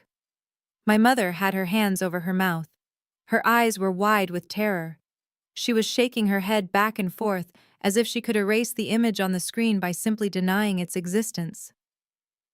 My father told me that investing in a sickly child was a poor allocation of resources. I continued, my eyes locked on Bernard. He told me he did not have the liquidity. He told me that saving his first grandchild was a financial risk he was not willing to take. The silence in the room was absolute. You could hear a pin drop. You could hear the ice melting in the glasses. The guests were looking from the screen to my parents with expressions of horror. The journalists in the press pit were typing furiously. This was not the story they came for, but it was the story that would sell papers. But that is not the whole story, I said. Because when someone tells you they do not have the money, they usually mean they do not have the money for you. It is a matter of priorities. And my parents had very specific priorities that month. I clicked the remote again. The slide changed, the invoice vanished, and in its place appeared something much more colorful, something much more expensive. The second act of the tragedy was about to begin. But maybe I am being unfair. Maybe my father was telling the truth. Maybe he really did not have the liquidity on May 12th. Maybe the bank accounts were truly empty on the day my son needed a miracle. I let that thought hang in the air for a moment. I let the audience wonder if perhaps there was a misunderstanding, if perhaps this was just a tragedy of timing. Then I pressed the button on the remote again. The stark black and white hospital invoice vanished. In its place appeared a document that was much more beautiful. It was a high-definition scan of a contract from the most exclusive wedding planner in Napa Valley. The background was a soft cream color. The font was elegant gold script. It looked like an invitation to a ball. But the numbers in the right-hand column were hard and black and absolute. I stepped back and let the room absorb the data. Item 1. Imported white tie orchids, cost $50,000. Item 2. Custom Vera Wang bridal gown, cost $15,000. Item 3. Helicopter rental for groomsmen entrance, cost $8,000. Item 4. Vintage French champagne, cost $40,000. I walked to the screen and traced the bottom line with my finger. Total cost, $330,000. And then I pointed to the stamp in the corner. It was green. It was cheerful. It said, paid in full, via wire transfer. Date May 13th, 2018. The room erupted. It was not polite murmuring anymore. It was the sound of shock and disgust. People were standing up to get a better look. The reporters were snapping photos of the screen so fast, the flashes looked like a strobe light. I turned back to the microphone. My voice was trembling now, not with sadness, but with a cold fury that had been marinating for 7 years. 24 hours, I said. Exactly 24 hours after my father looked me in the eye and told me he could not afford to save his grandson, he wired $330,000 to a wedding planner.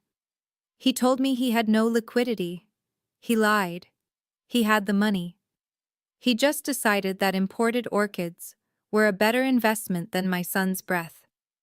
He decided that a helicopter ride was more important than a future. I looked down at the table in the front row. The devastation was total.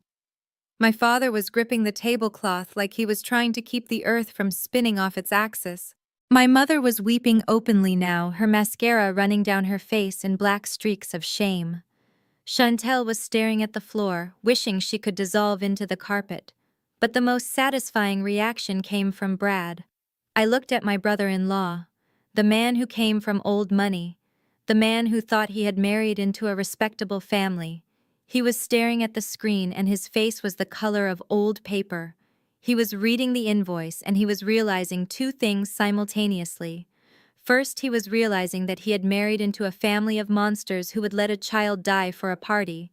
And second, he was realizing that the wealth my parents had flashed around during the wedding was a lie. He knew how much debt they were in now. He knew they were broke. And now he knew why. They had spent their entire fortune trying to impress him and his family. I saw Brad turn to Chantel. I saw him mouth the words, "You spent $50,000 on flowers." He looked at her with a mixture of horror and revulsion. He looked at my parents who were cowering in their seats. The illusion of the Vance family dynasty had just been shattered. They were not wealthy philanthropists. They were murderers with a credit limit. My son Malik died alone. I said, my voice slicing through the noise.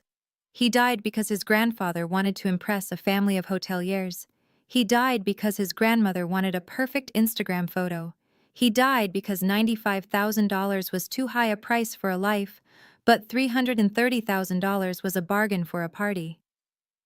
I looked at the deacons from the church. They were shaking their heads. I looked at the business partners. They were checking their phones, distancing themselves already. I looked at my parents one last time. You wanted a public display of family unity, I said. You wanted a testament to your parenting.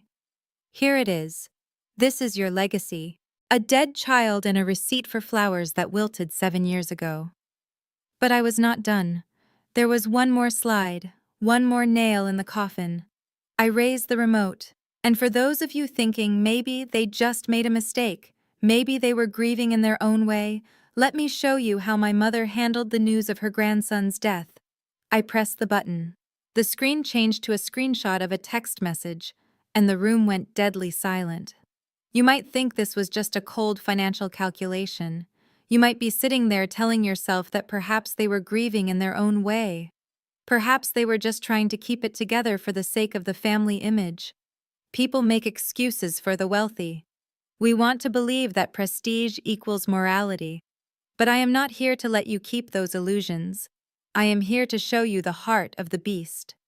I clicked the remote one final time. The invoice for the wedding vanished. The screen went black for a split second, a dramatic pause that felt like an eternity, and then a single image appeared. It was a screenshot of a text message. The bubble was green. The sender was listed as Mom. The timestamp was 4 a.m. on the day Malik died. I did not need to look at the screen to know what it said. Those words were burned into my retinas. They were carved into the inside of my eyelids, so I saw them every time I tried to sleep. But I turned anyway. I wanted to read them along with the audience. I wanted to make sure there was no misunderstanding. I stepped up to the microphone, and I read the message aloud, my voice echoing through the silent ballroom. Ebony, I heard the news. Tragic. But listen to me. Do not let the death of that boy ruin the wedding. The Vanderbilts are here and everything is perfect. We cannot have a funeral clouding the joy. It would be selfish. Bury him quietly. We will visit the grave after the honeymoon when things settle down. I let the words hang there. That boy. Not Malik. Not her grandson. Not the child who loved her. That boy. An inconvenience. A stain on her white tablecloth. a cloud in her sunny sky. I turned to look at my mother. The reaction was visceral. It was primal. Vivian Vance, the woman who prided herself on her composure, the woman who never raised her voice in public, let out a sound that was half scream and half sob. It was the sound of a cornered animal realizing the trap has snapped shut. "That is private," she shrieked. Her face was twisted into a mask of pure, ugly rage. "How dare you?" That was a private conversation. She lunged out of her seat. She scrambled toward the stairs, her designer heels slipping on the polished floor. My father was right behind her, his face a deep, dangerous purple. He was not looking at me like a father looks at a daughter. He was looking at me like a man who wanted to silence a witness. "Turn it off!" he bellowed, his voice cracking. "Turn it off right now, Ebony! You ungrateful wretch!" They rushed the stage arms. Outstretched fingers curled into claws, desperate to grab the microphone, desperate to tear down the screen, desperate to stuff the truth back into the dark hole where they had hidden it for 7 years. But I did not flinch. I did not step back. I stood my ground like a statue carved from obsidian, because I knew something they did not. I knew that when you invite the devil to dinner, you make sure you have bouncers. 2 massive security guards stepped out from the wings of the stage. They moved with the speed and precision of professionals.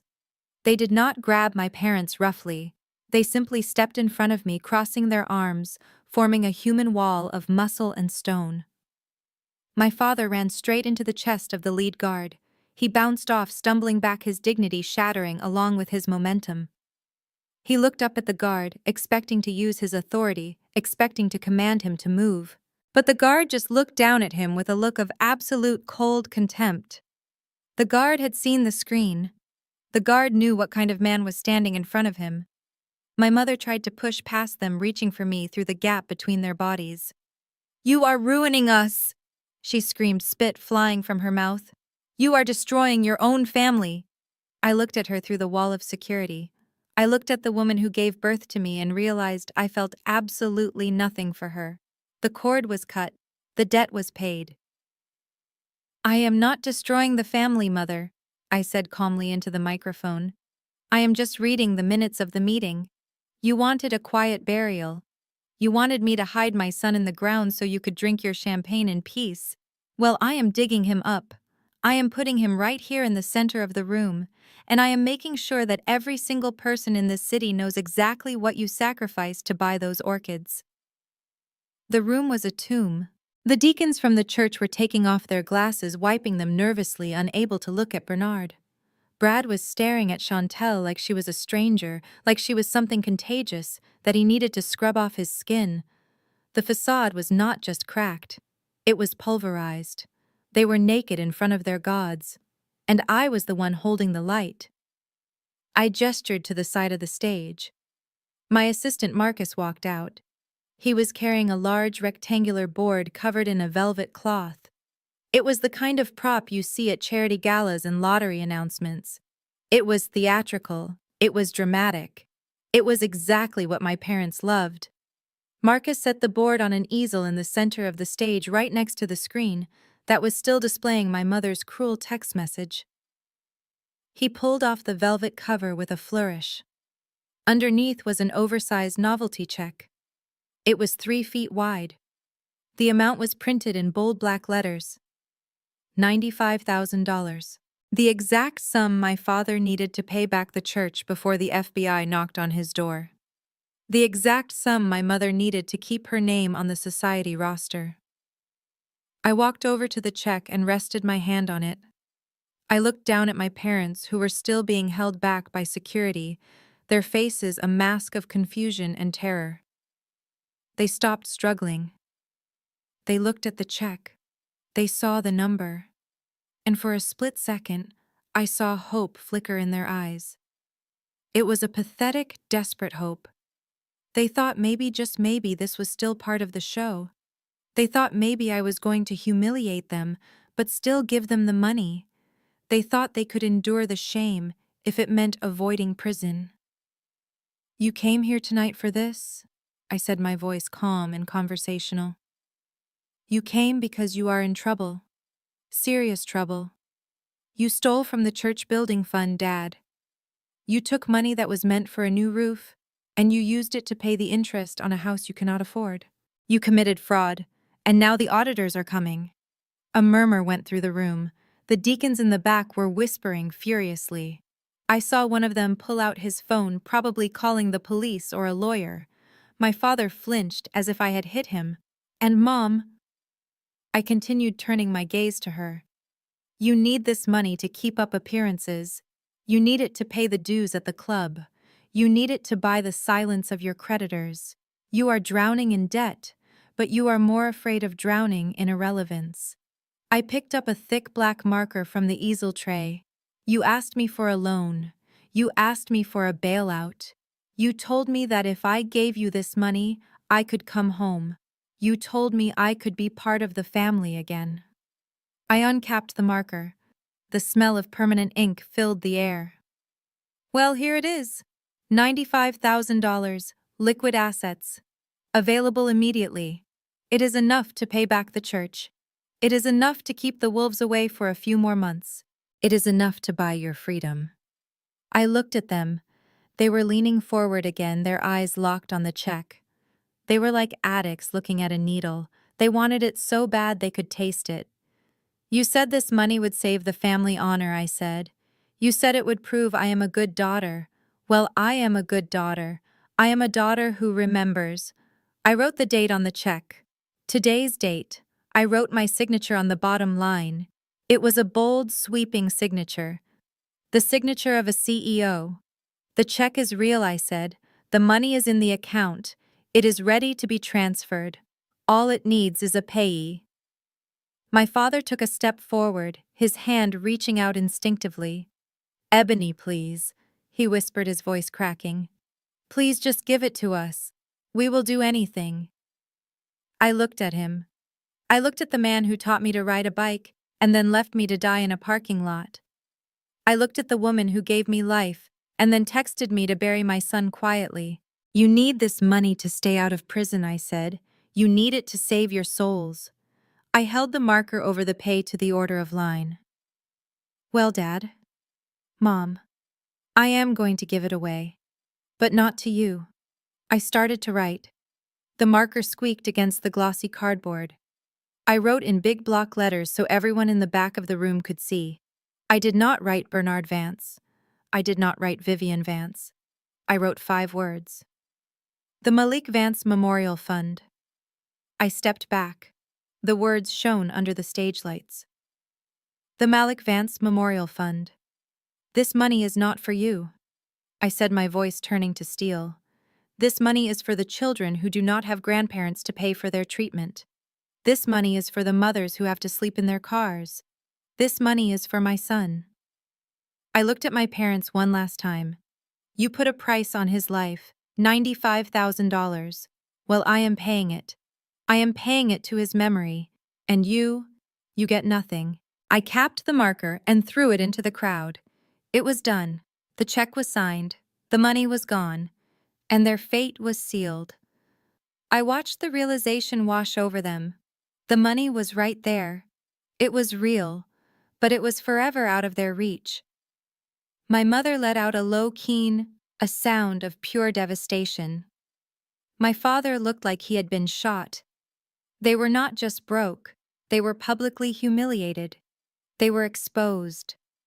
I reached into my clutch and pulled out a standard bank check, the one I had written earlier in my apartment, the one made out to Bernard Vance. I held it up so they could see the signature. This is what you wanted, isn't it? This is your freedom. This is your dignity. This is the paper that keeps the handcuffs off your wrists. I took the check in both hands. The sound of the paper tearing was amplified by the microphone. It sounded like a bone breaking. I ripped it in half. Then I ripped it again. I let the pieces flutter to the stage floor like dead leaves. I realized something on my way here tonight. I said, my voice echoing in the stunned silence. Saving the reputation of the people who let my son die is not an act of mercy. It is a crime. It would make me an accessory to your cruelty. I will not save you. I will not hide your sins.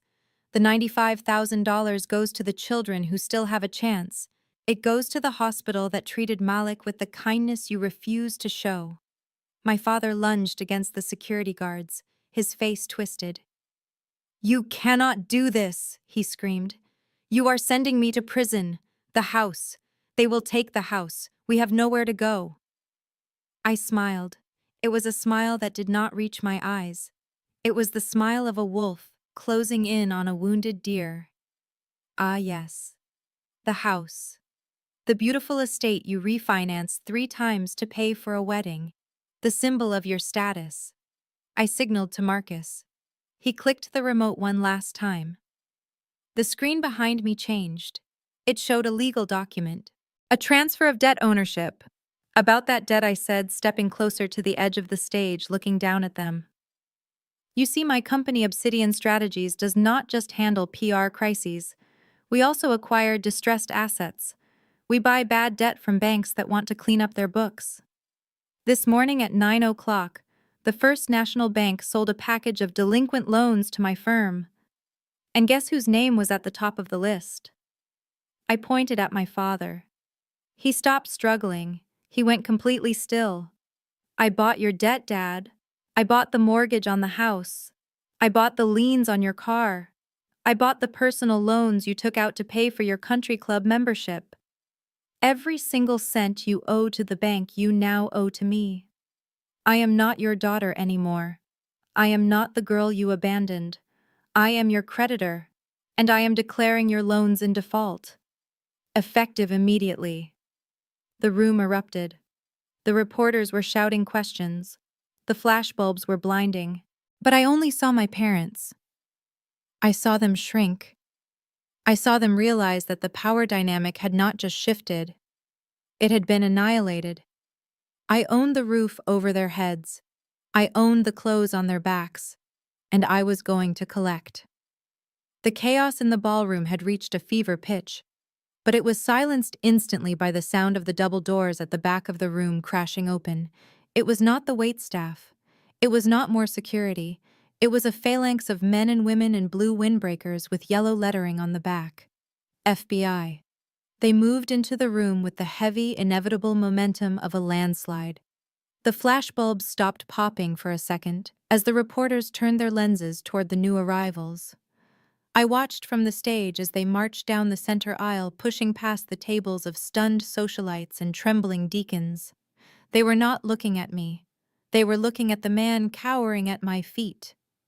Bernard Vance, a voice boomed out. It was the lead agent, a tall woman with a face made of granite. She held up a badge that caught the stage lights. We have a federal warrant for your arrest. My father scrambled backward, knocking over a chair. He looked at the agents, and then he looked at the church elders sitting in the front row. He tried to straighten his jacket. He tried to summon the ghost of his dignity. This is a mistake, he stammered, his voice squeaking with terror. Do you know who I am? I am a deacon. I am a respected businessman. You cannot do this here.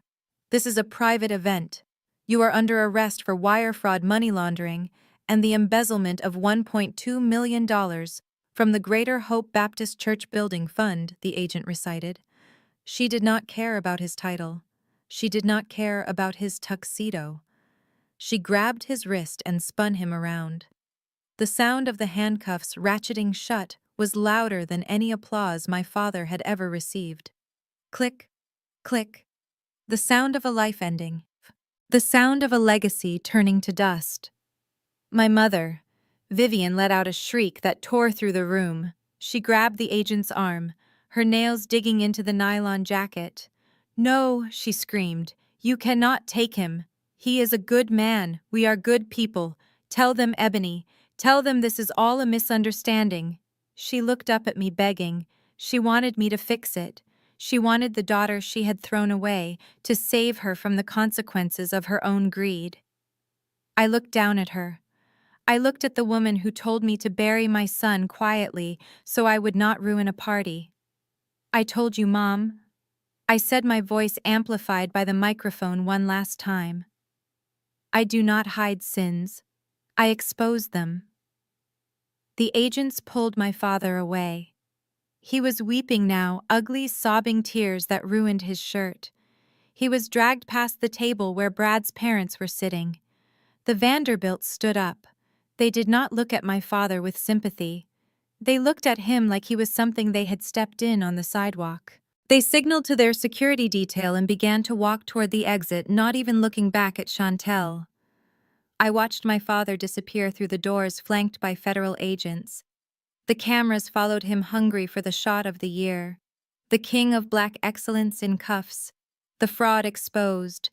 The monster revealed. I stood alone on the stage, surrounded by the ruins of my family, and I felt the first true breath of air enter my lungs in 7 years. It was clean, it was cold, and it tasted like victory. I walked out of the ballroom and stood on the mezzanine balcony looking down into the grand lobby of the hotel. The air was cold. The party was over. Below me, the final act of my sister's tragedy was playing out in real time. Brad was storming toward the revolving doors, his pace furious and fast. He was flanked by his parents, who looked like they had just swallowed vinegar. Chantel was running after them. The gold sequins on her cheap dress were flashing under the chandelier lights, making her look like a desperate disco ball rolling through the foyer. She was stumbling in her heels, reaching out for him, trying to grab the sleeve of his tuxedo. "Brad, wait!" she screamed, her voice echoing off the marble walls. "Please wait. Let me explain. It is not what you think." Brad spun around so fast that Chantel nearly crashed into him. He did not look at her with love. He did not look at her with pity. He looked at her with the kind of disgust you reserve for a cockroach you found in your salad. He pointed a finger in her face, and the venom in his voice was loud enough for the valets outside to hear. "Do not touch me," he snarled. "Do not you dare touch me. You are a fraud, Chantel. You and your entire family are nothing but frauds." "But Brad—" "I love you," she sobbed, mascara running down her face. "We are married. That has to mean something." "It means nothing," Brad shouted. "I married into what I thought was a respectable family. I married a woman I thought had class. But you are just gutter trash wrapped in expensive packaging. You lied to me. You let me believe your parents were investors. You let me believe you came from money. And all this time you were broke. You were stealing from churches and letting children die just to buy flowers." He looked at his parents, who were watching with stone-cold expressions. They were already calculating the damage to their brand. They were already writing Chantel out of the history books. "You are finished," Brad said, stepping closer to her until she shrank back. "I am filing for divorce tomorrow morning. And do not think you are getting a dime. I will have my lawyers annul this sham so fast your head will spin." Chantel fell to her knees. She actually dropped to the marble floor in the middle of the lobby of the Grand Marquis Hotel. She grabbed his hand, clutching it like a lifeline. "Brad, please," she begged. "I have nowhere to go. They took the house. I have no money. Please do not leave me. I will be better. I will do anything." Brad looked down at her. He looked at his wife on her knees, begging for scraps. He yanked his hand away with such force that she fell forward onto her hands. "Get off me," he spat. "You want a place to stay. Go sleep in the street with your criminal father. If you are not out of my penthouse by the time I get home, I am having security throw you out. I am taking everything, Chantel. The car, the jewelry, the clothes. You came into my life with nothing, and you are leaving with less." He turned his back on her. He walked out the door with his parents, and the heavy glass spun shut behind them. Chantel was left alone on the floor, a pile of gold sequins and shattered dreams. She looked up, and for a second our eyes met across the distance. She saw me standing on the balcony looking down at her. She saw the woman she had called a failure. She saw the sister she had mocked. I did not smile. I did not wave. I just watched. She had wanted to be seen. She had wanted to be the center of attention. Well, she had her wish. Everyone was looking at her, and she had never looked so small. My mother Vivian was left standing alone in the center of the emptying ballroom. The federal agents had dragged my father out through the service exit to avoid a spectacle, but they left her behind to face a different kind of justice. She was not in handcuffs, but she was in a prison of her own making. She looked around the room, searching for an ally. She searched for anyone who would look at her with the admiration she craved.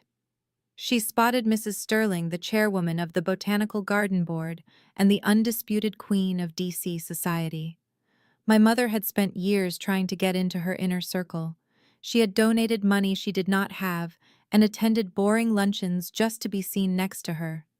Vivian smoothed her dress and forced a trembling smile onto her face. She rushed toward the older woman, desperate to salvage the narrative. "Clarissa, wait!" She called out, her voice shrill and pleading. "Please do not go. This is all a terrible misunderstanding. Ebony is unstable. You know how children can be." Mrs. Sterling stopped. She turned slowly. She did not look at my mother with anger. She looked at her with the kind of cold, detached disgust one reserves for a stain on a silk rug. She pulled her mink stole tighter around her shoulders, as if she were afraid my mother's failure might be contagious. "Do not speak to me, Vivian," Mrs. Sterling said, her voice low and lethal. "Do not say my name. Do not come to the club. Do not even look in my direction. You are a pariah. You let a child die to buy flowers. You are finished in this town." She turned and walked away. The other women in her circle followed her like a school of sharks, leaving my mother standing in their wake. The social exile was immediate and absolute. I watched as woman after woman turned their backs on her. These were the people she had bankrupted her family to impress. These were the people she had chosen over her own grandson. And they discarded her without a second thought. Then her phone began to vibrate. It was in her hand, clutching it like a lifeline. But it was not friends calling to offer support. The screen lit up with a relentless barrage of notifications. I could see the light reflecting off her tear-stained face. It was the creditors. The news of my father's arrest had hit the wire. The house of cards had collapsed. I knew exactly what those messages said because I owned the debt. Notification. Credit limit reached. Notification. Membership to the country club revoked for non-payment. Notification. Urgent message from the leasing office regarding the Mercedes. She stared at the screen, her eyes wide with panic. She tapped frantically, trying to delete them, trying to make them stop, but they just kept coming. Her world was dissolving pixel by pixel. She looked up and scanned the room one last time. The waiters were already clearing the tables. The centerpieces she had admired earlier were being tossed into trash bins. She was standing in a ruin of satin and crystal. Her dress, which she had thought was her armor, now looked like a costume for a play that had been cancelled. One of the straps had slipped off her shoulder. Her hair was coming loose from its pins. She looked old. She looked tired. She looked broke.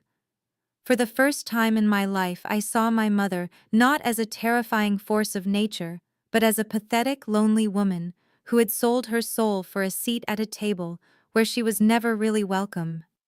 She stood there in the wreckage of her vanity, and she had absolutely nothing left. No husband, no money, no friends, and most importantly, no daughter to blame.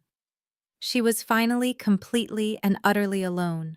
The hotel security finally cleared the gawking guests, leaving the ballroom mostly empty, except for the cleanup crew and the wreckage of the Vance family. My father had already been loaded into the back of a police cruiser outside his tuxedo, ruined his reputation, incinerated. My mother, Vivian, was still standing near the stage, shaking uncontrollably. She looked like a statue that had been pushed off its pedestal and shattered on the floor. I walked down the stairs from the stage. My heels clicked on the marble, a slow, deliberate sound that echoed in the emptiness. I stopped right in front of her. She looked up at me, her eyes red and swollen, her face a map of ruin. "You are a monster," she hissed, her voice cracking. "You are the devil himself. How could you do this? How could you destroy your own father, your own mother? We gave you life." I looked at her without blinking. "You gave me life," I said calmly. "And then you took away my reason for living. You let my son die so you could buy flowers. You traded his breath for a centerpiece. Do not talk to me about life. She lunged at me, her hands curled into claws, but she was weak. She stumbled, and I didn't even have to move. She caught herself on a chair sobbing. We were trying to protect the family, she wailed. We were trying to maintain our standing. You don't understand how hard we worked. You don't understand the pressure. I understand perfectly, I said. I understand that you cared more about what strangers thought of you than you did about your own flesh and blood. I understand that you built a shrine to your own ego and sacrificed my son on its altar. She looked up at me, her eyes full of hate. You planned this. You planned this whole thing. You let us believe you were helping us just so you could humiliate us. You are sick. I leaned in close. I could smell the stale perfume and the fear coming off her in waves. I brought my lips right next to her ear. I learned from the best, I whispered. You taught me everything I know about image management, Mom. You taught me that perception is reality. You taught me that if you look good, it doesn't matter what you do in the dark. Well, I just turned on the lights. I pulled back and looked her in the eye. You wanted to be famous, I said. You wanted everyone to know the Vance name. Well, congratulations. You're famous now. By tomorrow morning, everyone in this city will know exactly who you are. You're not the queen of society anymore. You're the woman who let her grandson die for a party. She flinched as if I had slapped her. Enjoy the spotlight, I said. It's exactly what you paid for. I turned and walked away. I didn't look back. I didn't need to. I knew she was watching me. I knew she was standing there in the ruins of her life, realizing that she had created the architect of her own destruction. The silence behind me was the loudest sound I had ever heard. It was the sound of a legacy turning to dust. The foreclosure crew arrived at 8 in the morning. They did not knock politely. They did not ask if it was a convenient time. They used the authority of the county sheriff and the ironclad foreclosure documents my lawyers had filed at dawn. I leaned against the hood of my Porsche parked safely across the street and watched the demolition of the Vance dynasty. It was quiet. It was efficient. It was the most beautiful thing I had ever seen. My mother came out first. She was wearing a silk robe that had seen better days, and she was screaming at the deputies. She waved her hands in the air, pointing at the manicured lawn and the grand pillars of the porch. She was trying to order them off her property. She did not seem to understand that it was not her property anymore. It belonged to Obsidian Strategies. It belonged to me. I watched as the movers began to carry out the furniture. The Louis XIV chairs she loved so much were hauled out and set on the damp grass. The grand piano nobody knew how to play was rolled down the driveway. It looked like a yard sale for the damned. Then came Chantel. She was dragging a garment bag. I knew exactly what was inside. It was the custom Vera Wang wedding dress, the $15,000 dress that had cost my son his life. She was crying hysterically, clutching the plastic bag as if it were a life raft. She spotted me across the street. She dropped the bag and ran toward me barefoot on the asphalt. "Ebony! Stop them!" she wailed. "Please stop them! This is our home. Where are we supposed to go?" I took a sip of my coffee. I did not offer her a tissue. I did not offer her a ride. I looked at her with the same detached interest I would show a stranger on the news. "You have plenty of places to go," I said. "You have the homeless shelter downtown. You have the park bench. Or maybe you can go stay with one of those rich friends Mom was so desperate to impress. Oh wait, they blocked her number, didn't they?" "You are evil," Chantel spat. "You are enjoying this." I looked past her at the movers dumping a box of my father's golf trophies onto the curb. One of them broke. The gold plastic head of a golfer rolled into the gutter. "I am not enjoying it," I said. "I am balancing the books. You lived in a house paid for with fraud. You ate food bought with stolen money. You wore clothes purchased with the breath of my dying child. This is not cruelty, Chantel. This is math. You spent everything you had, and now the bill is due." My mother walked over then. She looked old. The morning sun was unforgiving on her face without her makeup. She looked at me, and for the first time she did not look at me with arrogance. She looked at me with fear. "We have nothing, Ebony," she whispered. "Your father is in jail. They froze the accounts. If you take the house, we are on the street." The hell. I opened my car door. I tossed my empty coffee cup into the trash bag the movers had set up. "Then you better start walking," I said. "I hear the weather is going to be nice today." I got into the car and started the engine. I watched in the rearview mirror as the sheriff placed a padlock on the front door. I watched my mother and sister standing on the curb surrounded by piles of expensive junk that no longer meant anything. They looked like refugees from a war they had started. I felt a lightness in my chest. It was the absence of a burden I had carried for 7 years. I did not feel pity. I did not feel sadness. I felt the cool, clean sensation of absolute justice. I put the car in drive and pulled away, leaving them in the rearview mirror where they belonged. 3 nights later, I was sitting on my balcony drinking a glass of wine that cost more than my father's bail bond when my phone rang. It was an unknown number, but I knew who it was. I had been expecting this call. I answered, but I did not say hello. I just listened. "Ebony, please." It was Chantel.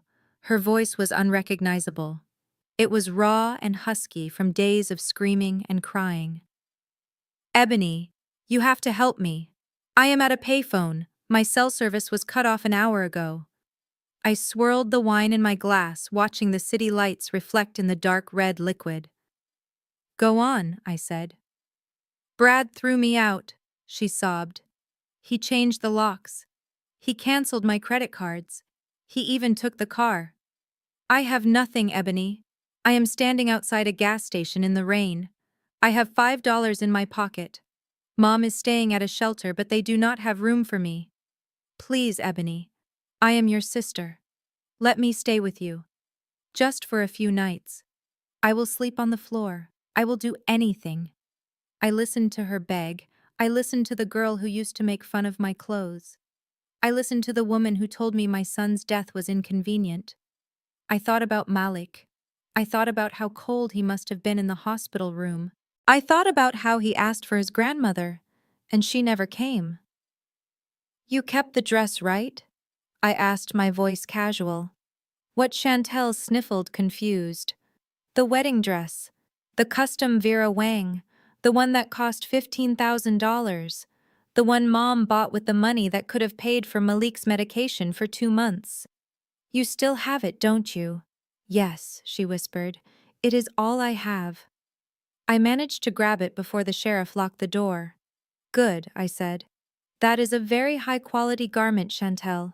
Lots of fabric, silk tulle, very durable." "Ebony, what are you talking about?" "I am giving you some advice, sis. If you are going to be sleeping outside, you need shelter. And you are holding a $15,000 tent. Use the dress, Chantel. Wrap yourself up in it. Sleep in the layers of tulle. Let it keep you warm. After all, it cost a life. It should be good for something. Ebony, please do not do this." "You made your bed, Chantel," I said. "Now you can sleep in your dress. Good night." I hung up the phone. I did not just block the number. I called my service provider and changed my number entirely. I deleted her contact.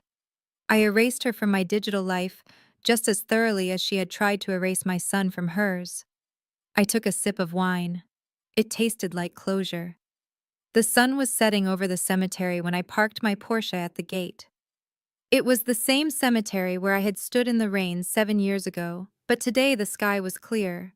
The mud had dried, the grass was green. I walked to the small plot in the corner. It was well tended now. I had paid for a new headstone years ago, a beautiful piece of black granite with Malik's name carved in gold. I knelt down in the grass. I placed a small object on the stone. It was a toy house. A perfect miniature replica of the Vance family estate. The pillars, the windows, the roof. It was the house my parents had loved more than him. It was the house they had sacrificed him to keep. "Hey, baby," I whispered. "I brought you something." I traced the letters of his name with my finger. I did it, Malik. I took it all back. I took the money they stole from your future. I took the reputation they bought with your life. I took the house they chose over you. They are gone now, baby. The monsters are gone. I felt a tear slide down my cheek, but it was not a tear of grief. It was a tear of release. For 7 years I had been holding my breath. For 7 years I had been running on rage and adrenaline, but now in the quiet of the cemetery I finally felt peace. They put a price on you, I said, my voice trembling. $95,000. They thought that was what you were worth. But they were wrong. You were priceless. And now they know it. They paid for their mistake with everything they had. I sat there until the sun went down, until the first stars appeared in the sky. I told him about the foundation I was starting in his name. I told him about the children we were going to save. I told him that his death was not in vain. And then I stood up. I wiped my face. I looked at the toy house sitting on the grave. It looked small and insignificant against the vastness of the night sky. Just like my parents. Just like their greed. Sleep well, my love, I said. Mom is okay now. We are okay. I turned and walked back to my car, leaving the toy house behind. It belonged to him now. Just like my heart. Just like my victory. I climbed into the driver's seat of my Porsche 911 and closed the door. The silence inside the cabin was total. It was not the silence of loneliness anymore. It was the silence of peace. I pressed the ignition button and the engine roared to life, a deep, powerful sound that vibrated through the steering wheel. I pulled out of the cemetery gates, leaving the past buried in the ground where it belonged. As I merged onto the highway, the skyline of Washington, D.C. rose up before me. It was a city of power and secrets, and I owned my corner of it. The sun was beginning to dip below the horizon, painting the sky in shades of bruised purple and gold. Then I saw it. Rising above the evening traffic on a massive digital billboard was a face I did not know but recognized instantly. It was a little girl with a bald head and a smile that lit up the highway. She was ringing a brass bell. Underneath her image in bold white letters it read, "The Malik Vance Foundation. 5,000 lives saved and counting." I slowed down just for a second to let the image sink in. My parents wanted a legacy of status. They wanted to be remembered for their parties and their clothes and their country club memberships. They wanted a legacy built on sand. I built a legacy on life. Every child saved by that foundation was a victory against their greed. Every dollar spent on treatment was an act of defiance against their cruelty. They refused to pay for one life, so I paid for 5,000. I reached into my bag and pulled out my sunglasses. I slid them onto my face, shielding my eyes from the dying light. I looked in the rearview mirror one last time. There was nothing behind me but road. The monsters were gone. The debt was paid. I shifted gears and pressed the accelerator. The car surged forward, eating up the asphalt. I was not running away anymore. I was driving toward a future that belonged entirely to me.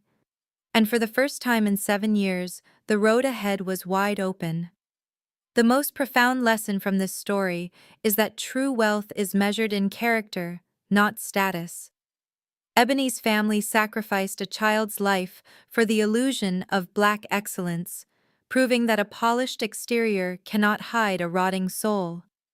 Their downfall illustrates the inevitable law of karma. Looking back at my own story, I can finally admit this pain can harden you before you realize it. I walked through family betrayal when trust was shattered, and I answered it with family revenge, because I thought strength meant striking back. If I could speak to you directly, I would say this: don't become me. Don't let anger decide who you are, because winning while losing your peace is still a loss. I learned that family betrayal doesn't begin with money. It begins when image matters more than human life. When I prayed to God, I understood that faith is not a shield for cruelty. God does not excuse silence or pride. God calls us to act with conscience even when we've been wounded deeply. Yes, I chose family revenge to reclaim justice, and the price of family betrayal was collapse and shame. But hear this clearly: Revenge can feel powerful, while it quietly empties your soul. The truest victory is not destruction, it is truth, accountability, and choosing not to become what hurt you. That is the lesson I wish I had learned before family revenge became my language. If this story spoke to you, leave a comment and tell me what you took from it. Share this video with someone who needs the reminder and subscribe to the channel for more stories that challenge how we see family power and faith. Thank you for watching until the very end. Please note, upcoming stories may include dramatized elements created for educational and storytelling purposes. Any resemblance to real people or situations is coincidental, but the message is meant to be true.